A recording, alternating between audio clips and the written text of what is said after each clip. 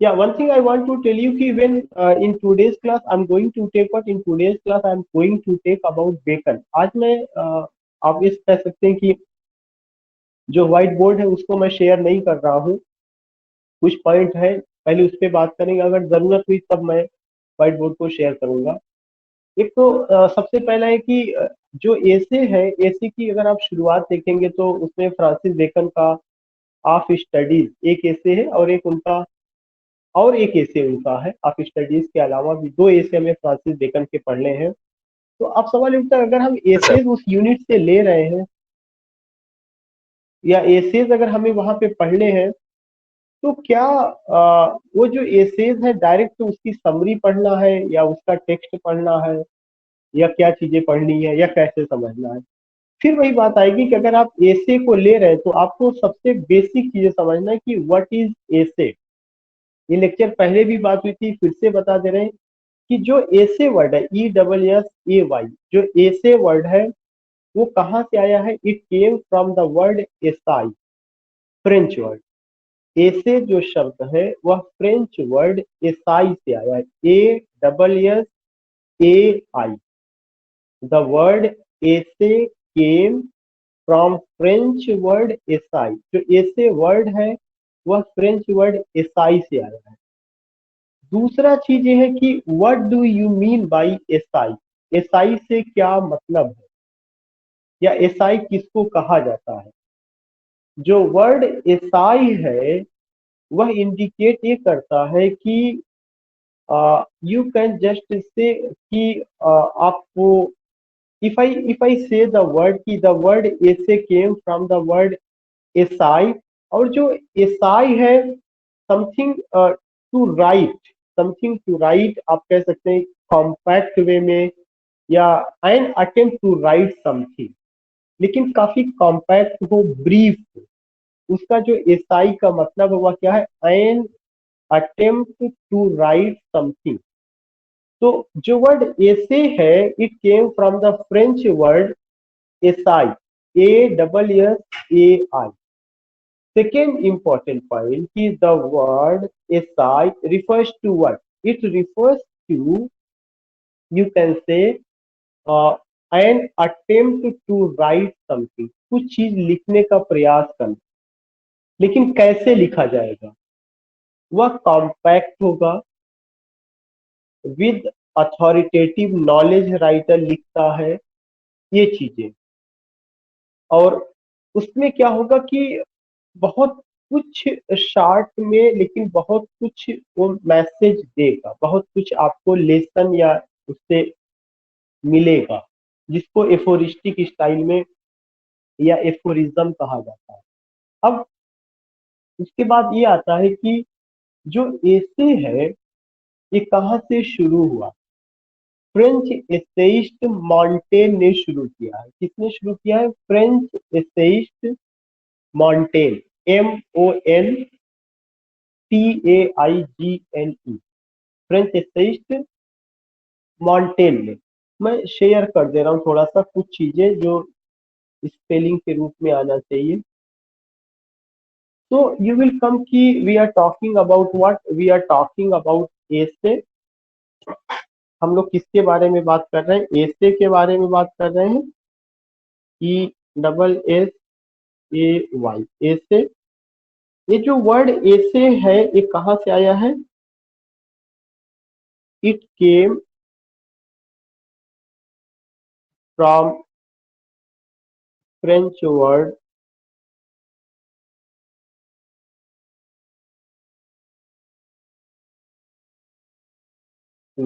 Acai.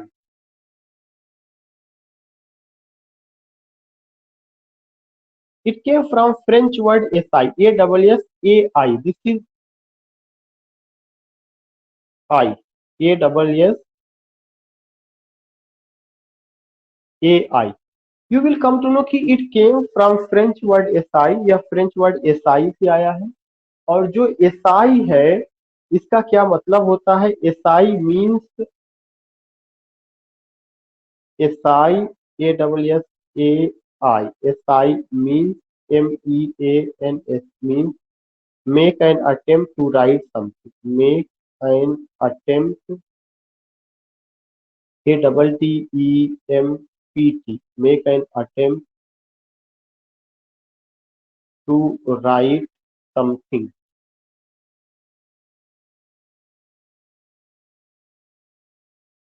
Make an attempt to write something. SI means make an attempt to write something. कुछ चीज लिखने की कोशिश करना. ASSAI. SI means make an attempt to write something. अब उसके बाद क्या है कि क्या चीज, जो चीज आप लिखेंगे किसी भी टॉपिक को लेकर के लिख सकते हैं, but you will come to know कि उसमें क्या होता है, कॉम्पैक्टनेस. जो भी आप लिखते हैं, compactness, that means full authority.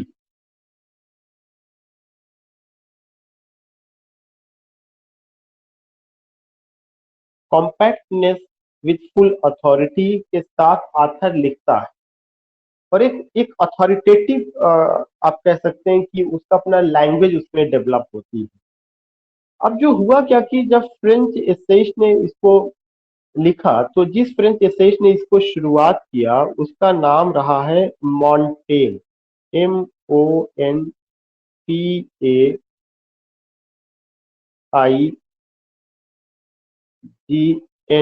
जिसने इसको शुरू किया उसका क्या नाम था, मॉन्टेन. मॉन्टेन फ्रेंच एसेइस्ट है, मॉन्टेन ने इसको शुरू किया. अब अगर आप देखेंगे जब मॉन्टेन ने इसको शुरू किया, जो कि फ्रेंच एसेइस्ट रहे हैं, तो मॉन्टेन के एसे में क्या क्या चीजें नजर आती है. मॉन्टेन के एसे में जो चीजें नजर आती है वो है पर्सनालिटी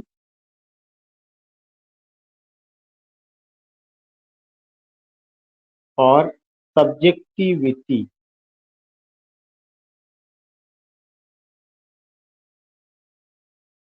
क्या चीज नजर आती है, पर्सनालिटी और सब्जेक्टिविटी. पर्सनालिटी या सब्जेक्टिविटी नजर आती है. छठा पॉइंट, इसके अलावा अगर आप देखेंगे कि पर्सनालिटी या सब्जेक्टिविटी के अलावा जो एक और चीज नजर आती है उनके एसे में, एक तो we find what we find personality, दूसरा पॉइंट हम क्या पाते हैं, सब्जेक्टिविटी पाते हैं. But we find another point also. वो एक पॉइंट ये होता है कि जब आप मॉन्टेन के एसेज को देखते हैं या मॉन्टेन की चीजों को देखते हैं, तो उसमें ऐसा लगता है कि जैसे एक तरह से, मैं तो नहीं कहूँगा इमोशनल आउटबर्स्ट है, लेकिन वो जो है क्या करते हैं कि अपने बारे में, अपने फैमिली मेंबर्स के बारे में उन्होंने बताया या उन्होंने लिखा. तो इस लिहाज से जो मॉन्टेन है उनकी तुलना इंग्लिश एसेइस्ट चार्ल्स लैम्ब से. तो यहां से कहा जा सकता है कि Montaigne has, not Montaigne but Charles Lamb, CHARLES, Charles Lamb has similarity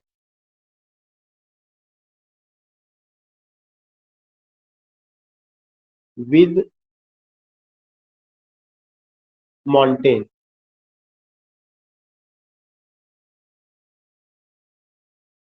TAIGNE. इसको इसलिए लिखवा रहे हैं कि आपको ध्यान में रखना चाहिए कि दुनिया में ऐसे लिखने की परंपरा फ्रांस से शुरू होती है. फ्रेंच एसेइस्ट मॉन्टेन ने लिखा.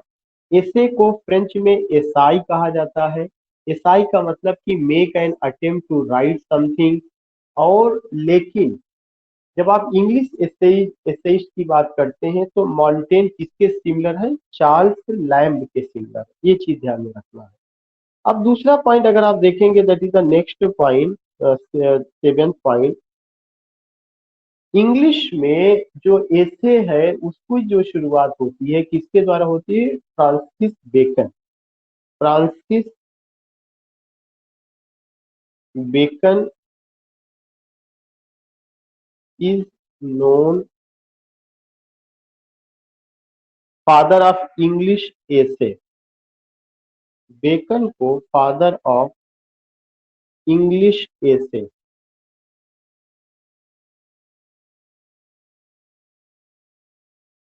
जो बेकन है इनको क्या कहा जाता है, इनको फादर ऑफ इंग्लिश एसे कहा जाता है। Francis Bacon is known as father of English essay.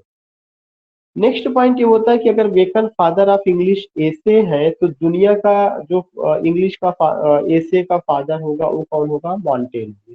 Father of essay Montaigne, father of English essay bacon.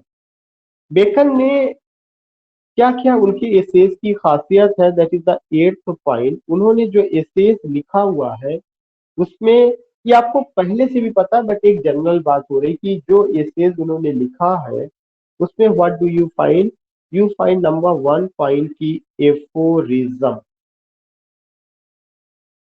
Aphorism, what is aphorism? Aphorism जो होता है वह ये होता है कि काफी मीनिंगफुल और मतलब कॉम्पैक्ट होगा लेकिन मीनिंगफुल होगा, कॉम्पैक्ट एंड मीनिंगफुल होगा। बहुत ही कम शब्दों में ज्यादा से ज्यादा बात कही जाती है। तो एफोरिज्म का मतलब कि प्रैक्टिसिंग और बिलीविंग इन एन आइडियोलॉजी की minimum words and the maximum meaning, minimum words with maximum meaning. कि आपको बस सिंपल से समझना है कि जो एफोरिज्म है ये ब्रैकेट में आप लिख सकते हैं कि minimum words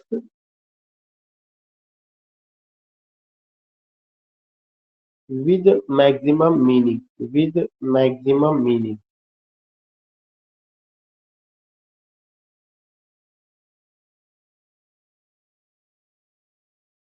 minimum words with maximum meaning, ये एक बहुत बड़ी खासियत रही है। Next point,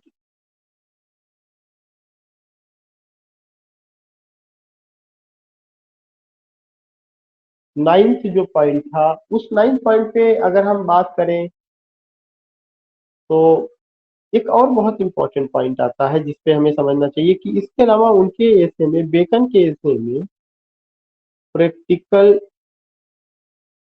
wisdom, WISDOM, practical wisdom. Practical wisdom से क्या मतलब है, व्यवहारिक ज्ञान। And what do you mean by व्यवहारिक ज्ञान या प्रैक्टिकल विजडम?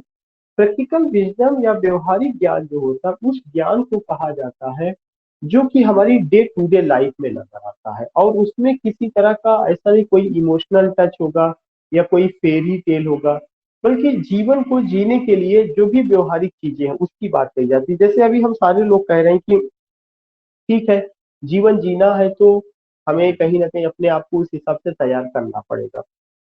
तो ये जितनी बातें हो रही वो सब प्रैक्टिकल विजडम की बात की, व्यवहारिक ज्ञान वो देते हैं कि थ्योरेटिकल नहीं होता बल्कि प्रैक्टिकल होता है, इसीलिए उसको क्या कहा गया, प्रैक्टिकल विजडम, उनके एसेज में। उसके अलावा अगर आप देखेंगे जो 10वां पॉइंट है, उनके एसेज में एपिग्रामेटिक सेंटेंस भी नजर आते हैं। एपिग्राम, एपिग्राम, एपिग्राम ऐसा सेंटेंस होता है जो short and pithy statement, a type of sentence, sentence which is short, a type of sentence which is short and pithy statement, which is short and short, pithy, Pithy, which is short, pithy and indirect saying,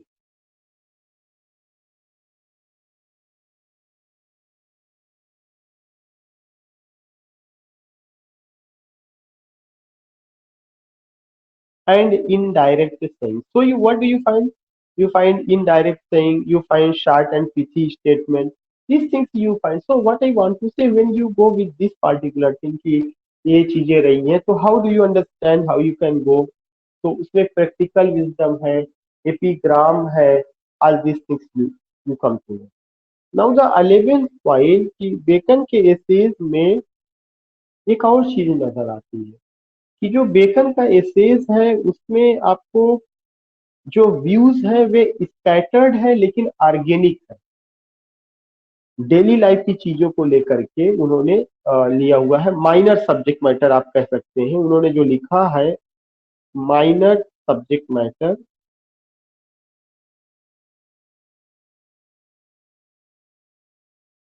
minor subject matter को उन्होंने लिया है, लेकिन उसको उन्होंने काफी अच्छे ढंग से ऑर्गेनिक फॉर्म में प्रेजेंट किया हुआ है। तो अब जैसे आप स्टडीज को, आप मैरिज को, आप रिवेंज को, जो डे टू डे लाइफ में प्रैक्टिकल लाइफ का हिस्सा है, उस तरह के subject matter, minor subject matter but presented it artistically, लेकिन उसको आर्टिस्टिकली ढंग से उन्होंने प्रेजेंट किया हुआ है।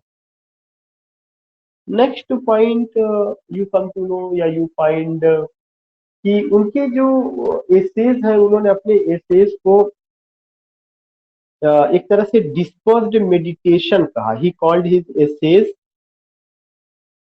Dispersed meditation, DISPERSED, dispersed meditation,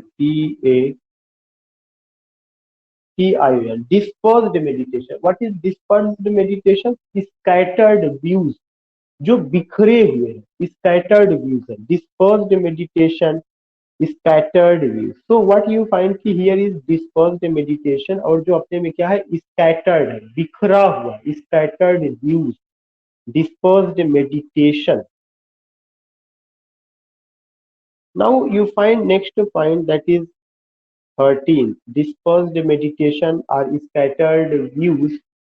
उन्होंने कहा कि जो उनके अपने वो थे, वो सब बिखरे हुए थे, एक जगह उन्होंने उसको ला करके रखा। बेकन को या आप कह सकते हैं वो एक स्टेट्समैन भी थे, कोर्टियर स्टेट्समैन थे, फिलोसफर भी थे, कोर्टियर भी थे, ऑल दीज थिंग्स उनके साथ जुड़ा हुआ है। बेकन के साथ एक क्वेश्चन आता है कि Alexander pope, ALEXANDER, Alexander pope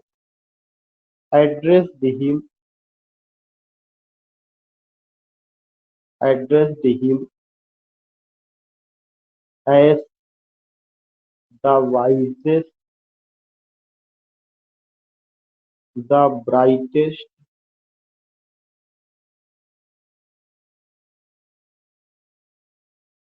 and the meanest of mankind.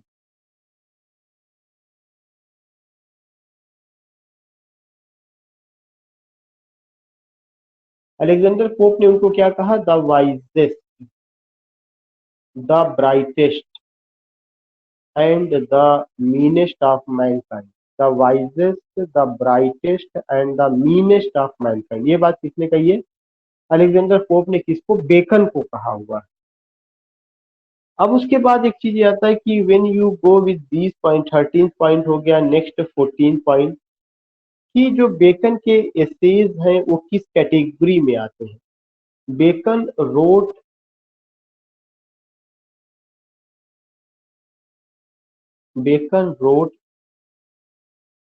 Impersonal essays या फॉर्मल, सबसे पहला सटीक वर्ड यूज किया जाए फॉर्मल,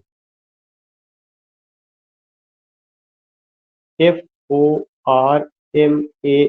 बेकन ने जो एसेज लिखे हैं वो फॉर्मल एसेज लिखे हैं। फॉर्मल जो एसेज है, अगर आप उसको देखेंगे, एक ऐसा एसेज जिसमें इंसान अपने बारे में बात नहीं करता, बल्कि वह जो है क्या करता है, प्रैक्टिकल सब्जेक्ट मैटर को उठा करके प्रैक्टिकल लाइफ से जोड़ करके बात करता है। फॉर्मल एसेज को हम आर्टिकल भी कहते हैं। It is also known as article. ये क्वेश्चन TGT 2005 में पूछा जा चुका है। It is also known as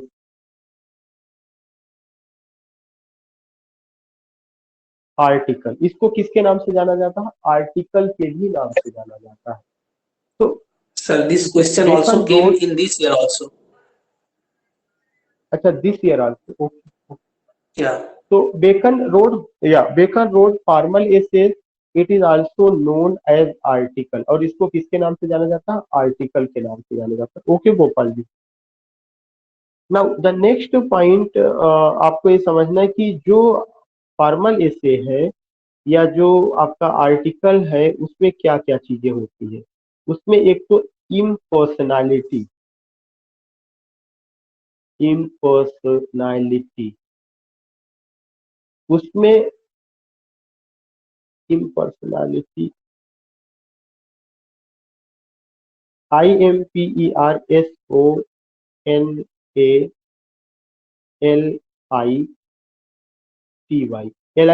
इम्पर्सनालिटी होता है।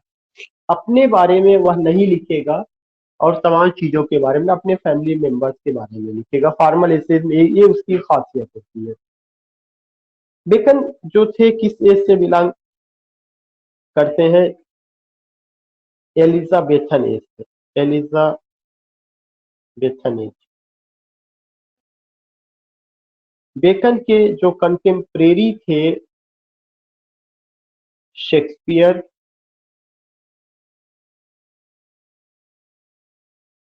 Spencer and Sydney. Sydney poet है, स्पेंसर पोएट है, शेक्सपियर ड्रामेटिस्ट है। ये इनके कंटेम्प्रेरी रहे हैं। बेकन का कुछ वर्क है, ही रोड 58 एसेज। उन्होंने 58 एसेज लिखा, जो कि 1597, 1612, 1625 में पब्लिश हुआ। 1597, 1612, 1625 इन 3 ईयर में पब्लिश हुआ। 58 एसेज लिखे हैं 97, 12 और 25 में। उसके अलावा बेकन ने एक और चीज किया था, या एक और चीज लिखा था। उनका एक वर्क है Novum Organum, NOVUM, Novum Organum. एक वर्क उनका है Advancement of Learning, ADVANCEMENT, Advancement of learning.